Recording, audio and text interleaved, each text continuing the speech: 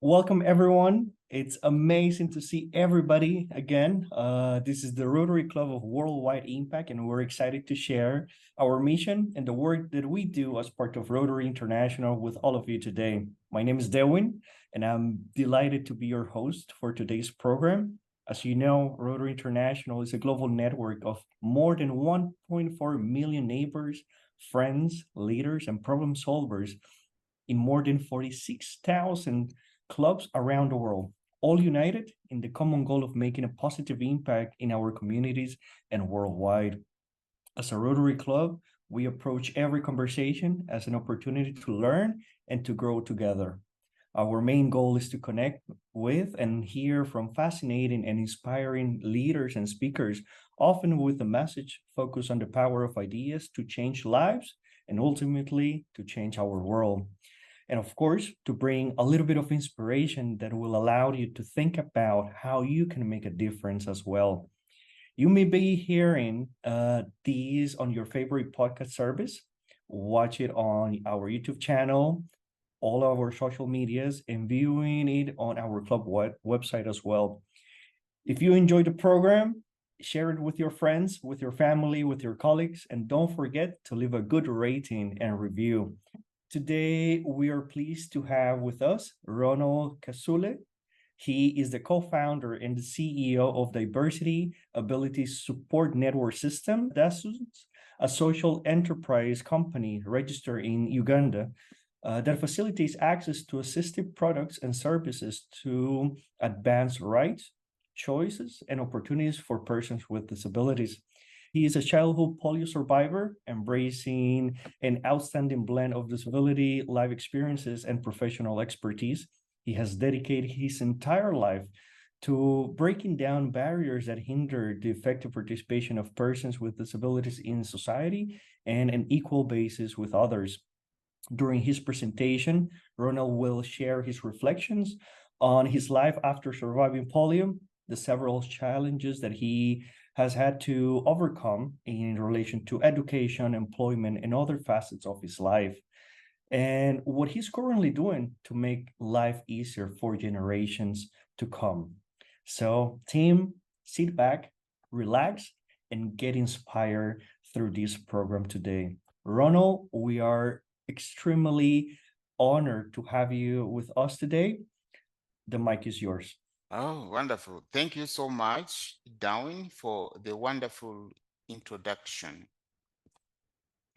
I am a disability advocate and a rights activist with lived experience of polio.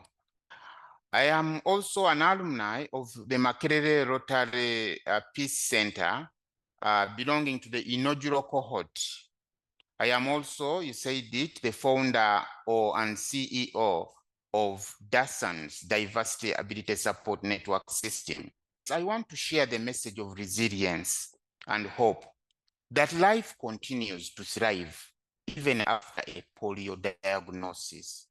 First of all, I know Rotary has done a lot of work when it comes to polio, eradication of polio. We are very proud about the work of Rotary International, but allow me to briefly go through what is polio so that we can be at the same stage. So polio, it is short for poliomyelitis. It is a contagious viral infection caused by poliovirus. It attacks the nervous system, which leads to muscle weakness and paralysis. Primarily, it affects children younger than 5 years of age, and it can lead to paralysis or even death in severe cases. There are two patterns of polio infection. One is non-paralytic, also known as abortive polio. This is just a minor illness, not involving the central nervous system, and sometimes doesn't lead to paralysis. Another one is paralytic polio. Now, this type is rare and affects about 1% of people with the condition. It may either progress to paralysis or not, but it attacks the nervous system.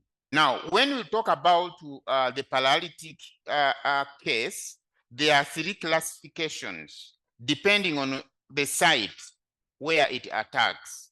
One is spinal polio. This affects the spinal cord. Another one is bulbar polio. This one attacks the brain stem. And then the third one is spinal polio. It affects both spinal cord, but also some parts of the brain. It attacks the 2 of them. Now, 79% of paralytic cases result into spinal polio. About 2% results from bulbar polio, and 19% cases result from bulbospinal polio. It is very important to note that it is possible for polio to return even after it has gone, after recovery. It can return between 15 years to 40 years of age. And this has this one, we call it the post-polio syndrome. So it brings back the pains, and it leads to deterioration of the muscle cells, the motor neurons. And this leads to weakening of the muscles and dysfunction. And it is responsible for many deaths of many people with polio, even prematurely. The causes: polio is highly contagious. It is transmitted mainly from person to person through infected fecal matter entering the mouth or through contaminated water and food. Unfortunately, no cure exists for polio. The aim of any treatment is to increase comfort, to speed recovery, and prevent complications, maybe the secondary disabilities, contractures, and others. The best way to prevent polio is to get a vaccination.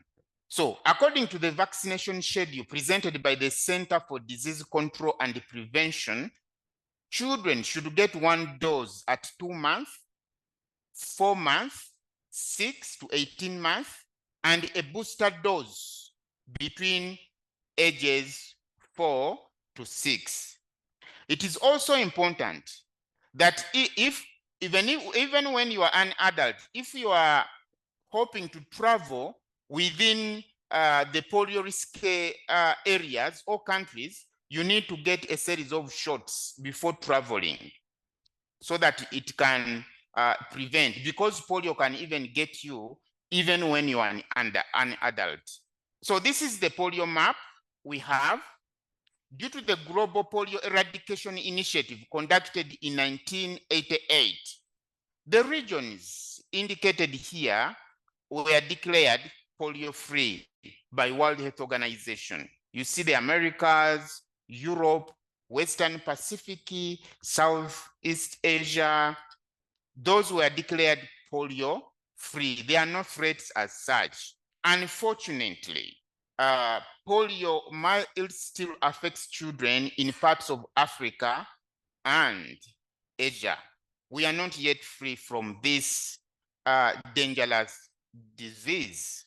Now, with that background, ladies and gentlemen, allow me to give you my story. I contracted polio at 3 years of age. I was 3 years. I was not, I was born a very bouncing baby. I'm a twin, by the way, with my twin sister, Nakato. We are so healthy and bouncing.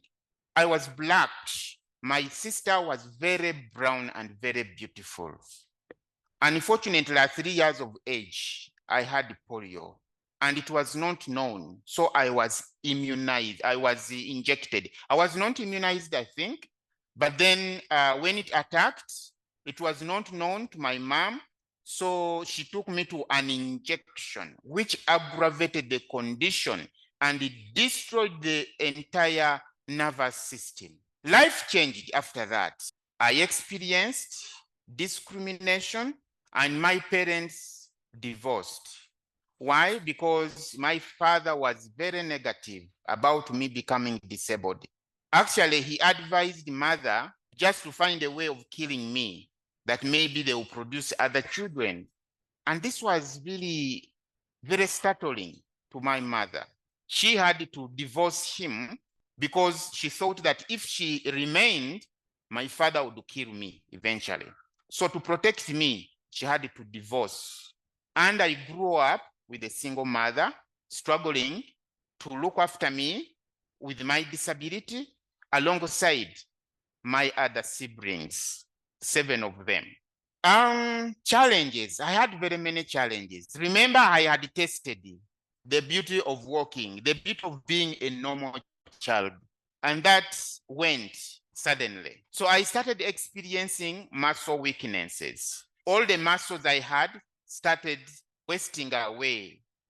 Orthopedic issues. I started to develop contractures because of lack of use of some of my limbs. So when you don't use, contractures come.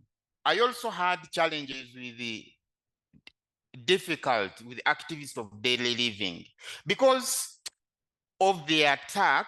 I lost control of the nervous system. Actually, mother used to tell me that one thing I could do was just blinking.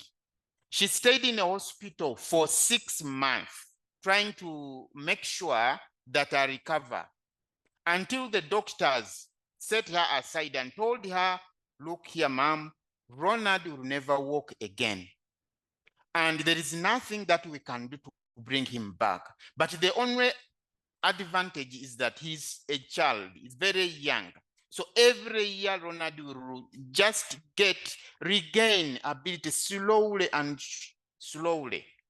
So they advised her that she should get back home and start looking after me, providing exercises, providing a balanced diet, and that I must never lack salt because that was going to be so important for calcium, for my bones.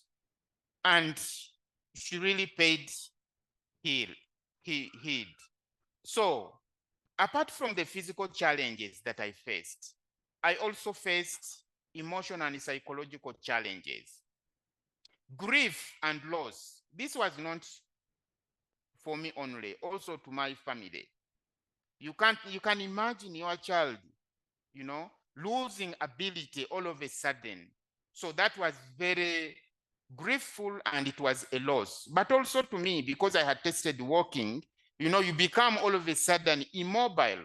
That was very dangerous. Body image, you just realize your body is different from others. And that can really erode your self-esteem and confidence. Depression and anxiety, because you don't know, you cannot imagine what your future is going to be. You don't know what's going to be. Am I going to be killed?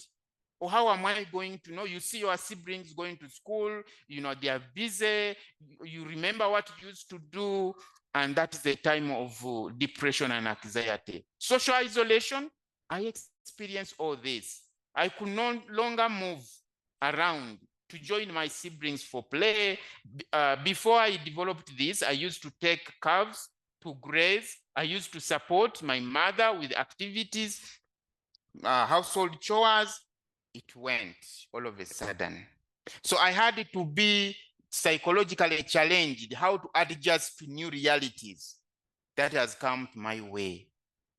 But I also, even when I was young, at that very early age, I had now to start thinking about advocacy and self-advocacy in order to be involved. Sometimes I never thought about how challenging my situation is. I very much pushed so that I would to be allowed to participate alongside my siblings.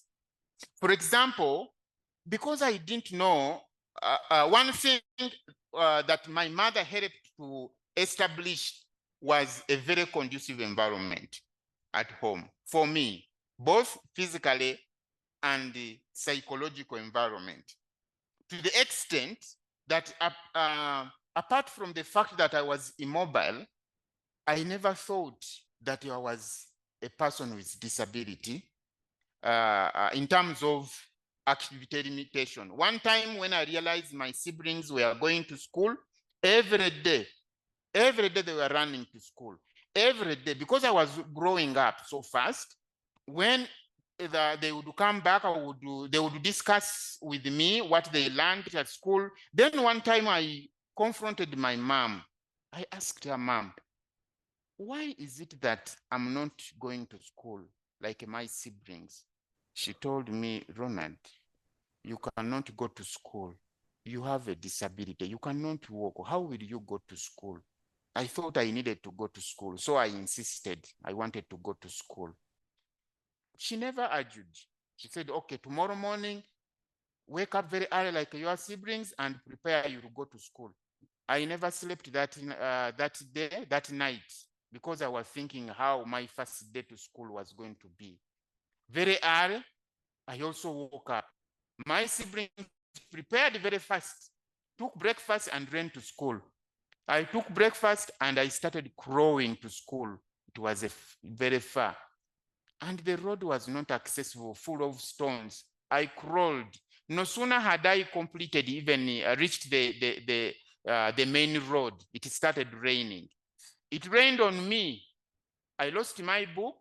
I returned home. So the bitter truth was I accepted, Mom, that I was not able to go to school. So I was satisfied in a way, because she never refused me to try. I realized the fact that sincerely had limitations. Other challenges, I grew up from a very humble family background. My mother never went to school. I think was stopped in primary 3. And one can say she was illiterate. She worked in the garden. She worked the land for us to get what to eat, to support, and also for my siblings to go to school. So this meant a lot in terms of what assistive devices I was able to access and what other support we could afford as a family. But also other challenge, lack of equal opportunities to participate. This especially came not from the family, but later when I started, when I got the opportunity to go to school. Sometimes I remember a time when I had completed, I got support to go to Kampala School for Physically Handicapped. This was the school, special school. I got a first grade. It was my long dream to be fulfilled, to go to secondary school. I got a government scholarship to go to secondary school. My first day when they admitted me without knowing my situation. So my first day when I reported to school, the head teacher withdrew the offer, arguing that I was disabled. I could not manage in the school, that they didn't have any support for me. And because of that, the school was an advanced school. I would bring down the standard of the school. Although Mama counter-argued, it was to no avail. I had to miss school for 3 years after my primary, because I didn't have where to study from. Physical barriers, inaccessible environment, everywhere. In Uganda and Africa in general, the infrastructure is not yet inclusive. So society is configured in such a manner that persons with disabilities cannot effectively participate. Negative attitudes and low expectations. Even when I studied so hard, my mother used to tell me that, Ronald, you have a disability, you have to study very hard. When you study very hard, the knowledge you will get, the skills, the expertise will compensate for your physical abilities. You'll get a good job, and then you'll be able to look after yourself. I worked hard and got even a first-class degree, but I struggled getting a job. They would recruit me, shortlist me, but when you show up, you have a disability, people have no experience of working with persons with disabilities. They think they have low expectation from you. Even before they give you a chance, they look at your disability. So these were so much challenging. How did I overcome obstacles? My mother was a hero. I call her the native therapist because that time when I was young, it was very hard to access rehabilitation therapy services. But my mother, illiterate as she was, she had to really actively support me. She gave me all the exercises. That time I would not even sit upright. I would just lie down. But she trained me. She used to tie me on the banana plantations.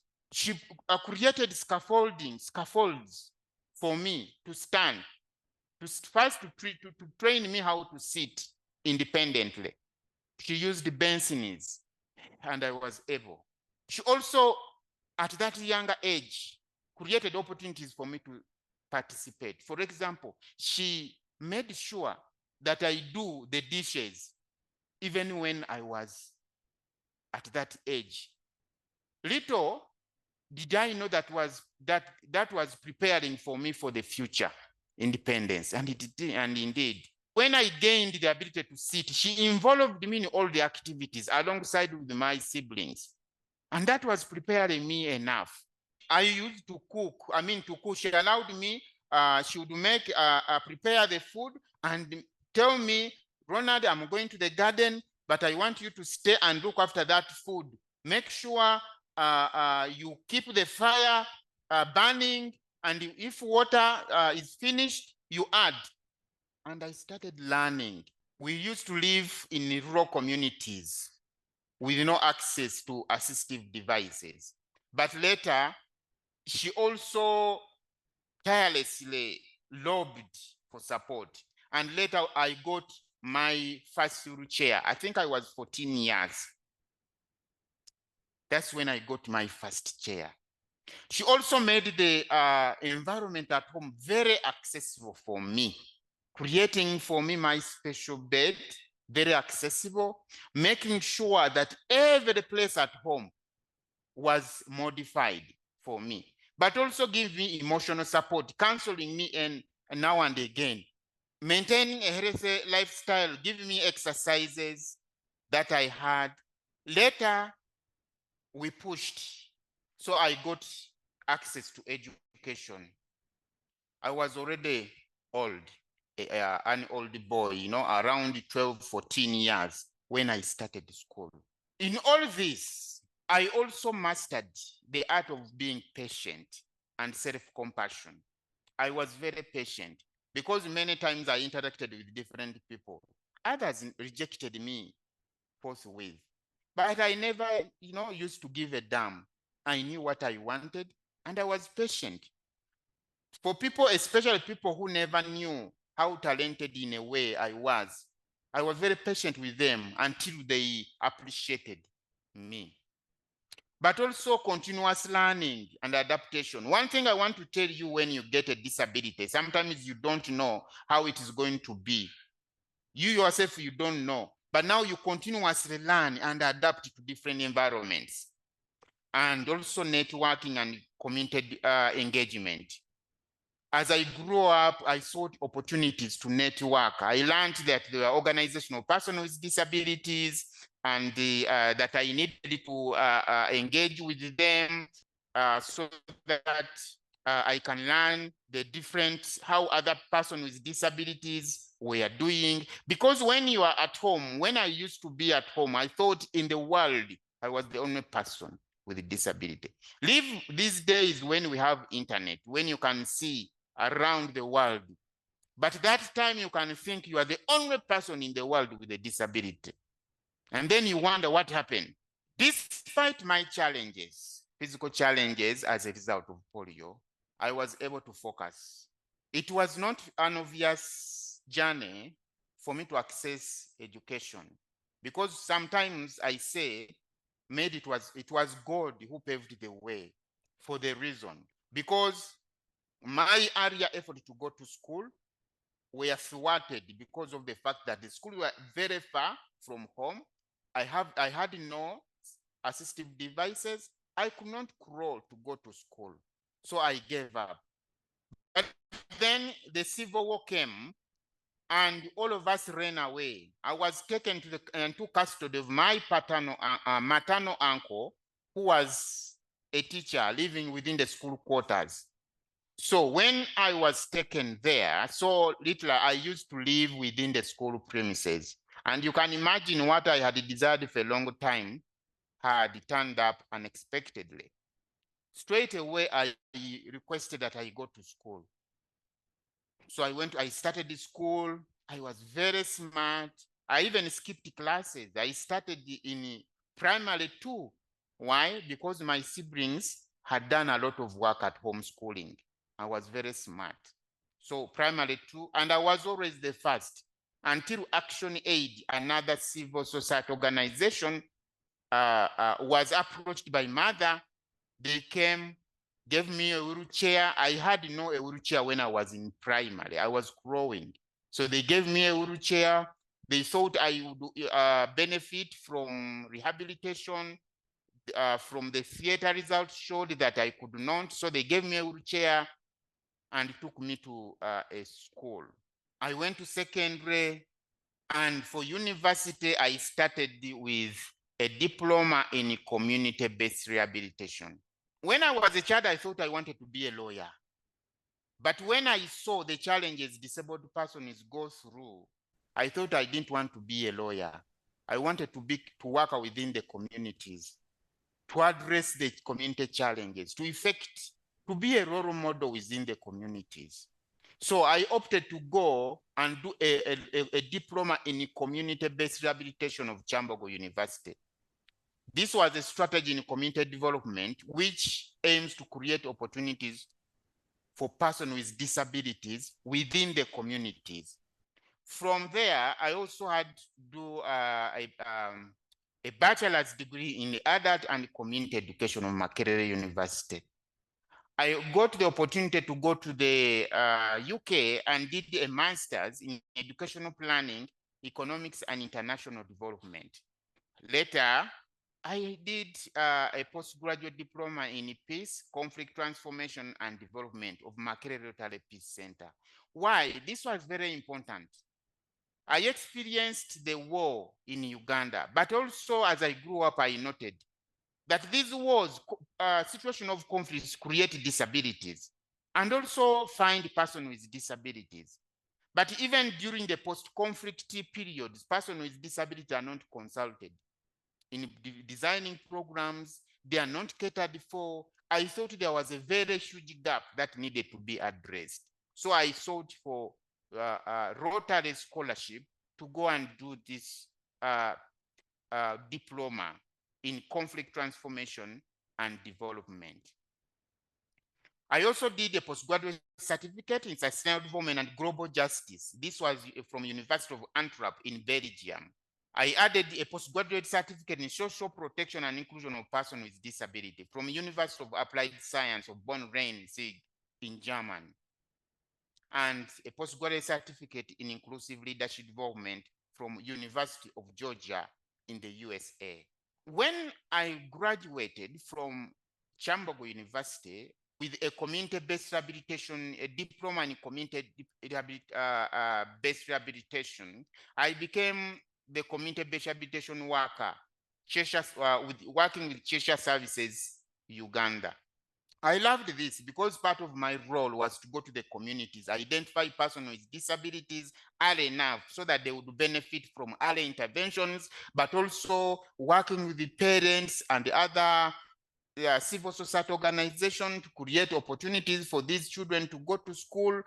Later, I co-founded companies and civil society organizations. We had Access for Action in Uganda, which we call Act for Uganda, and Aginsiba. I made sure I wanted to explore and create opportunities for persons with disability and the mainstream communities to appreciate persons with disabilities. Later, I went internationally and worked for International Disability Alliance in Geneva. My role was to support and to explore the participation of persons with disabilities in development policies and programs, especially in the Global South. Currently, part of my work is with the United Nations Population Fund, the Uganda country office. I'm supporting the country office to integrate the interests of persons with disabilities, to help them design disability inclusive programs. I am also a founder and CEO of Dasans, like you introduced me. I particularly conceived this, and I love this so much, when I was a Peace Fellow with the Makerere Peace Center. This was part of my social change initiative. Because I was doing, and I was out of the field studies, I realized persons with disabilities, but also other agencies needed support, especially accessing care support services for persons with disabilities. I thought, yes, this was going to be my social change initiative, but I wanted to carry it forward as an organization to continue building capacity and also providing services. Other significant personal victories, I was given the opportunity in form of a professional fellows program on inclusive disability employment. This was sponsored by the US State Department, to go to the US and learn from the US context in terms of supporting persons with disabilities. So I learned a lot, and this increased my activism in disability. I have also been highly trained by the International Disability Alliance and the International Disability and Development Consortium, in partnership with the African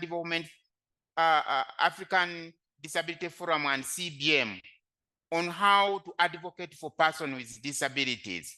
I am currently also the country representative for the Smart City for All country representative under the Global Initiative on Inclusive Information and Communication Technologies. Every year, I am a speaker on disability and assistive technology during the Inclusive Africa Conference, which is hosted in Nairobi. I am also a trainer of the trainee facilitator on inclusive social protection for National Organization of Persons with Disabilities in Uganda. I am also the main focal person for Africa on the thematic group on disaster risk reduction and climate action. This was established by the stakeholder group of persons with disabilities on sustainable development to advise the UN on disaster risk reductions. When I reflect back, their lessons. The first lesson is resilience, being resilient. There are many obstacles along the way that would always come. But are you resilient enough to come back after you are bogged down by a particular situation? How are you resilient to come back? But also determination. You have to be determined. Like I told you, I dropped out of school after my primary level. But I know my mom had categorically told me that, Ronald, if you get education, you'll get all. And disability will not be a barrier. I was determined to do this. Even when I dropped out, other people came to me, say, Ronald, now we are taking you to shoemaking. I said, no, I want to go to school to continue my education. And things worked out. Important also, keeping a positive mindset. Not now to be, self-pity, to be drowned in self-pity. You have to be positive. Things will be okay. You have to keep going. So these key lessons, they are few, but very important, and have been so meaningful and have made me what I am today. Now, my advocacy and the impact, right from when I started, I wanted to be a voice of the voiceless, to speak for those who may not have the opportunity, but also to be a source of power, to empower others, including children with disabilities, to have a role model. Because I already told you, when I was growing up, I thought I was the only person with disability in the whole world. So I didn't know people with disability existed. And also, as you grow up as a child with a disability, you need to have examples of successful models. I wanted to do this, but also for mothers. Many times when I was working as a community rehabilitation workers, I got cases where mothers wanted to kill their children. Children who had very minor disability compared to me. Why? Because they had a disability. So I wanted to empower them, to give them hope. But also, I continue to advocate for accessibility and inclusion of persons with disabilities on an equal basis with others. Yes, part of my advocacy, that's why I insisted that, yes, diversity ability support network system is very dear to me, because as I grew up throughout my education, throughout my employment, there has been one almost insurmountable challenge, the challenge of having no support system. Uganda and Africa at large, we depend on our families and friends for support, for care support. So if you want to go to school, you need support, you must have someone to support you. If you get a job, again, you need a family member to support you. Unfortunately, this is not how things are done. Like myself, I was the last born. All my siblings were grown up, and no one would provide support. Partly why I dropped out of school, because there was no support. I struggled getting employment because employers kept saying that there was no support for me. They couldn't employ me. But also, we work with organizations with very strict policies. They can't employ you and employ you with a sibling. So I thought we needed to establish a professional care support services to support the inclusion of persons with disabilities in education, in the health sector, in employment, and everywhere. So we thought leveraging on assistive technologies, DASANs leveraging on assistive technologies to provide digital access to professional care support services for persons with disabilities, but also to, for organizations that are supporting and that have a will to support persons with disabilities. There are very many persons with disabilities. In Uganda only, we have over 7 million. And in East Africa, 16 million persons living with disabilities. And in Africa, it is estimated that we have 135 million persons with disabilities. One of my vision is to make DASANs, the platform, continental, connecting persons with disabilities and civil society and organization or development partners to care support services and also to assistive technologies. I told you before that I got my first wheelchair when I was almost 14 years of age. This could have come earlier. But even when my family could have mobilized resources to afford one, we didn't know where to go to buy one. And this is still a challenge even. So we want to develop DASANs as a marketplace so that persons with disability know where to buy this wonderful assistive technology. Technologically, the world has moved on. There are many assistive technologies that can really make any disability, any type of disability less effective. But where to buy them is a challenge, especially in Uganda and in Africa. This is our dream.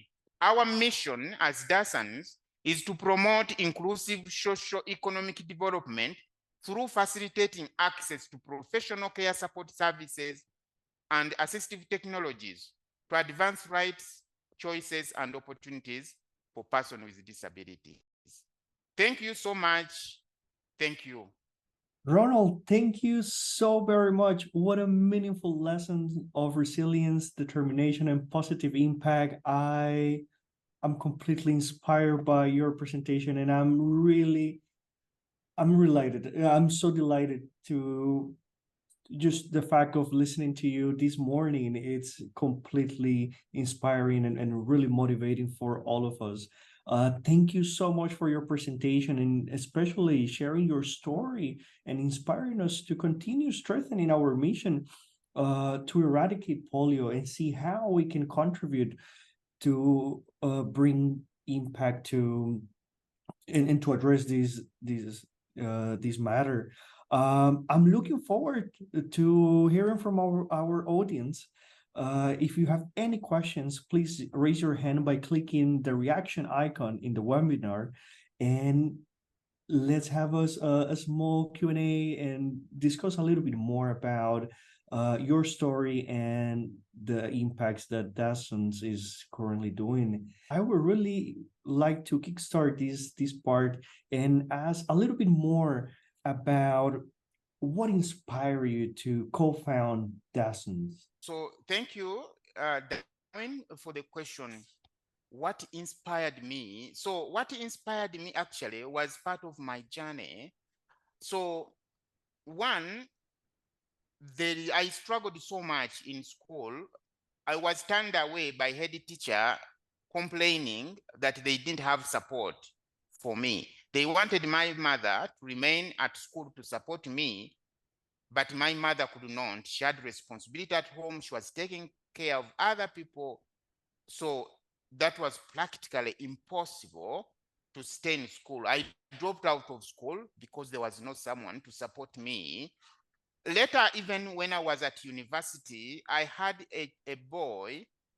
The university used to pay the support persons. So I had this boy who used to support me at university.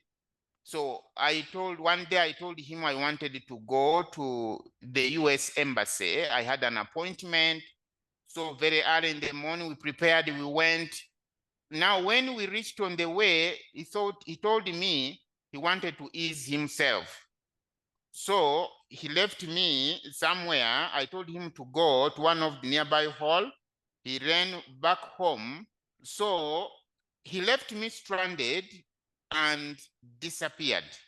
When he disappeared, I called someone for me to continue because I was a networker. So that means I had very many people in my network.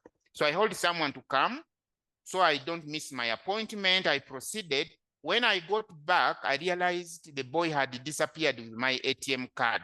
So he went and withdrew all the money that was in the bank. So long story, so I also realized that not only that there are no people to support, but also the people who are supporting were unprofessional. And yet we really needed to work out with the professional people who support person with disability get into their privacy so much. So they really need to be professional to keep our privacy, but also to support us very well in education, in employment. So I thought no one would do this because there is a saying that he who wears the shoe knows where it pinches. So I knew very well where the shoe pinched. The biggest problem was lack of a professional care support services. So I thought I needed to start. I didn't know how to start, but I thought I needed to start. I needed to find somebody who was an expert in technology because that is not my background. So we co-founded this because of the challenge, the lived challenge of lack of support. Thank you. Thank you so much, Ronald, for sharing this insight with us. We also have a question from our president, Patrick. And the question is, could you please indicate how many persons with disability are currently supported by your organization? Okay, so we have had a very humble beginning. Because I told you at one point, I went to the US on a fellowship. So when I came back, they advertised for Alumni Impact Award. It was small money. So I had already gotten the inspiration from Rotary Peace Center. I wrote this project and they gave me $2,000 US. That was enough for me and my colleague to begin. So we started building this. In 2020, we got organizational person with disability together. We pitched them because we wanted a person with disabilities different person with disabilities. I have polio, physical disability, but we have other person with disability, other impairments, hearing impairment, mobility impairment, visual impairment, and others. And we are facing the same challenge. So we organization, person with disability, they loved this so much. So to answer your question, so far, we have 215 users of these support services. We have 45 professional care support services that we have trained ourselves. So when I say training, we don't technically train them because we have universities training them. We have like a Chambogo University every year passes out, people, sign language interpreters, mobility guides, but you know, no one knows where they go. They disappear because they also can't find work. This Dasans has really created a platform for them. When they graduate, they are able to join, and whoever wants to access them, they just also create accounts on our platform and they access these people to provide services. So our training is professional in nature, because we know, yes, you might have been trained to provide sign language interpreters, but are you professional enough? So for us, we provide that training, the etiquette, disability etiquette, the do's and don'ts on disability.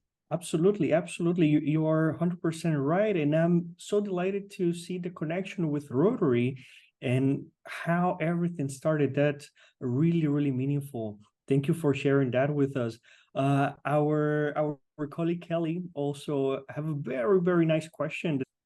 She says, thank you for sharing your life journey and your lived experience with polio. You mentioned that the infrastructure in Uganda and broader Africa is not organized in an inclusive way. What changes have you seen regarding infrastructure in the past years? Has progress been made, and how can these be pushed forward? Okay, so thank you so much. The question is really very nice. When I was going to school, it was a disaster. I remember when I reached senior 6, I had to go into boarding section, but I deliberately starved myself. I could not eat. I skipped meals because I never wanted to go to toilet. The toilets were not accessible. It required me to move from a wheelchair to go and crawl into the toilet for me to access the toilet. And that meant the toilet was very dirty, very dirty. It was a nightmare. So because I had a passion to study, to complete my school, I skipped meals, literally starving myself so that I skip going to the toilet. I would only eat on weekends when I traveled back home. I used to go back home every weekend to freshen up, take a bath. I could not bathe at school because the system were not conducive. That was one of my haunting questions when I was in primary, because I was in Kampala School for Physically Handicapped. That was accessible because it was for persons with disabilities. But my haunting question was, where will I go for secondary school? Because the schools are not accessible. I'm happy to note that the situation is changing. There are many policies because of our increased advocacy. Many policies. The Universal Primary Education Policy categorically stipulates that persons with disabilities must access mainstream schools. So many changes are made.